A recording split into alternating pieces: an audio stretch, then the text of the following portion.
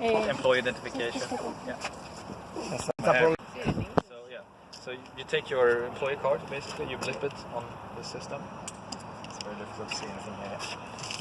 So you press borrow a bike, and then it will show you which ones are you have all the It's slots. very difficult, I think, to see in the screen, but you see which ones are available, how much they are charged, and so on. And then you can choose, for instance, we can choose, And you know here if it is charged or not. exactly. You will see here if it's red, then it's Empty. Yeah, then it's gonna stay on the Nice, nice. So let's say we can pick bike number 3, for instance. Number 3. Maybe not 3. Then we take 5. There we go. 11. Okay. 11. Yeah. So now we can go to bike 11. You should be able to. 11. Oh, there we go. Now, yeah, now we can pull it up. Just a little harder. There we go. And then you press the start. Let's see, I think it's down there. There we go.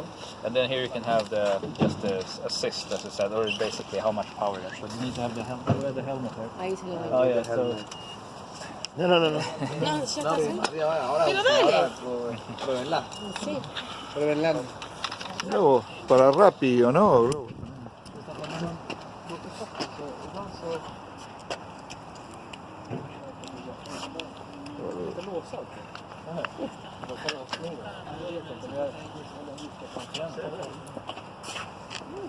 Bueno.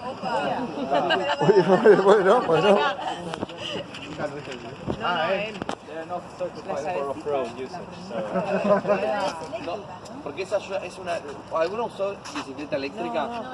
Bueno, la bicicleta eléctrica lo que es... I can make a short explanation about the electricity bikes in Spanish. Lo que hace el motor que está dentro de ese caño es una ayuda pedal. Entonces, si ustedes anduvieron con una bicicleta y vos lo que pedaleás en una vez, con la bicicleta eléctrica equivale a 10 pedaleadas, más o menos, para darles un parámetro. Entonces, la velocidad que desarrollás es tremenda y con menos esfuerzo físico, pero no dejás de pedalear.